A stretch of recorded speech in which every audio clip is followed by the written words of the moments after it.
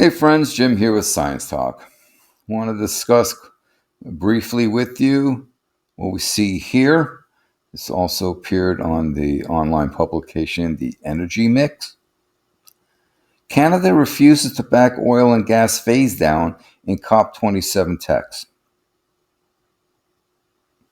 Now, I'm not using this to pick on Canada, single them out, but rather as typical for governments saying one thing and doing another thing. Canada won't agree to add language calling for the phase out of all fossil fuels, including oil and gas, to the final agreement at this year's UN's climate talks in Egypt. Environmental Stephen Guilbeault said Thursday. I guess it's Guilbeault. I didn't see the L there. The agreement from the UN conference in Scotland last year called for countries to move faster to get rid of coal-fired electricity plants that are not abated with technology to capture emissions. It's the first time a COP pact included any reference to reducing any kind of fossil fuel use.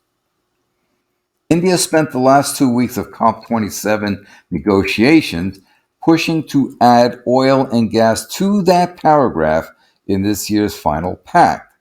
The European Union said it was supportive of the idea as long as it does not weaken the language on coal. United States climate envoy John Kerry said the U.S. was on board as long as it applied only to unabated oil and gas. But there was no sign of any such language in the draft text of the COP27 pact released on Thursday. Let's see, so this was published November 19th on Friday, which will have been the 18th of November. Canada backed the coal language last year, but Guilbeault said that it's not open to adding oil and gas to the pact this year. Why not? During a one-on-one conversation in Egypt Thursday with Climate Action Network Canada's National Policy Director, Caroline Brulette, Guilbeault said Canada's focus is on rules and policies that curb greenhouse gas emissions, like regulations on how much methane oil and gas producers can emit. So you're going to let them emit, but you won't want to do anything to get rid of the emissions at all. Is also focusing on reducing demand for fossil fuels with policies that promote energy conservation alternatives such as electric vehicles, clean power, and more efficient buildings. He said if Canada backed the addition of oil and gas phase-out language, it would prompt pushback from the provinces, including in court. That's most likely a reference to this, especially Alberta. Alberta is, an oil-producing province. Think of the Edmonton Oilers hockey team was named the Oilers because there's lots of drilling going on around it, especially when you go from Edmonton to Calgary. That there's a lot of fossil fuel activity extraction going on there. Everything we do is challenged in the court. Carbon pricing was challenged, our plastic pollution regulations were challenged, our environmental impact assessments being challenged, either by provinces or companies or both. And if we're not on very solid legal ground, we will lose in front of the tribunals, and that doesn't help anyone. Guilbeault said Canada hasn't been challenged over plans to phase out coal, but is on almost everything it does on the oil and gas side.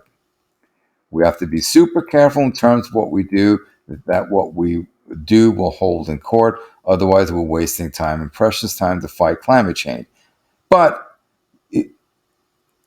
then it's allowed to go on as business as usual, which is not helpful. Julia Levin, National Climate Program Director for Environmental Defense, called this a disappointing excuse. I'd say it's clear that the government of Canada is beholden to fossil fuel lobbyists and putting their interests ahead of public welfare.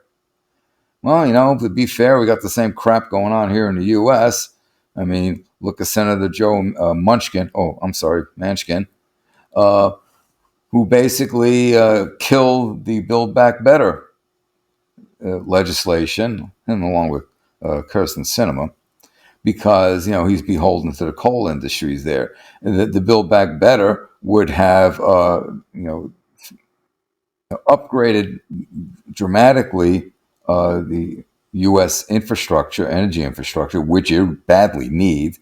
It would have accelerated the transition off of fossil fuels, plus creating a whole pile of jobs. And you got this, the coal people there buying off Manchkin. And so apparently we got the same issue going on in Canada, where we have fossil fuel lobbyists buying off whoever. He added that Canada's position is strange, considering the agreement would likely have included the same abatement provision as coal. While Levin doesn't back carbon capture and storage as a serious solution to cutting the emissions, well, there's a couple problems. The technology isn't quite there, and we don't know the efficiency of it. Well, I agree with that. She said, even that would be a clear signal that, according to the U.S. and others, the age of oil and gas is over. The Canadian Association of Petroleum Producers, meanwhile, maintains getting lower emission of oil and natural gas to international market is paramount for its members. As global demand for natural gas and oil will remain strong for decades, Canada has a role to play in providing safe and lower emission resources to the world's energy mix, said Lisa Baton, CAPP's president and CEO, in a written statement. That the same industry that is enjoying record profits but still refusing to implement its own $24 billion Canadian dollar carbon capture and storage plant without taxpayer subsidies on top of the $7.1 billion already included in the federal budget earlier this year. Okay, yep, that's Thursday. Main body of this report is first published by the Canadian Press November 17, 2022. So we have government officials allowing themselves to be dictated as to policies by lobbyists.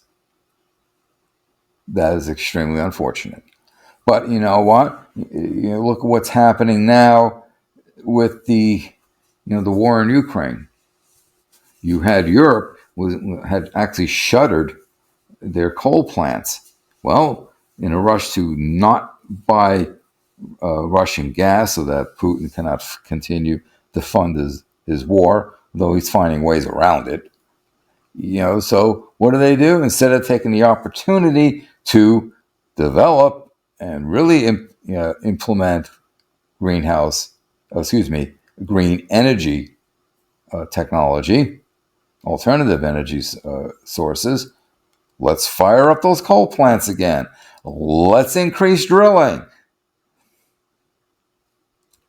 I saw something that it was a photo. I think it was in Kyiv. It just kind of summarizes it. It was someone with a Tesla, an electric vehicle, and they were charging up their Tesla using a generator that was using gasoline to run.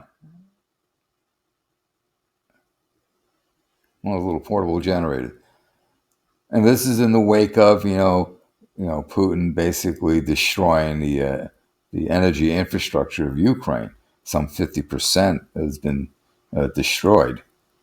But it's just like there's just like irony in that. Let's use gasoline to charge up an electric vehicle when the whole point of electric vehicle is to not use gasoline.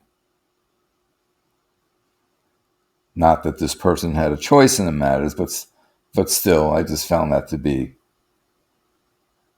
ironic. So this identifies a problem.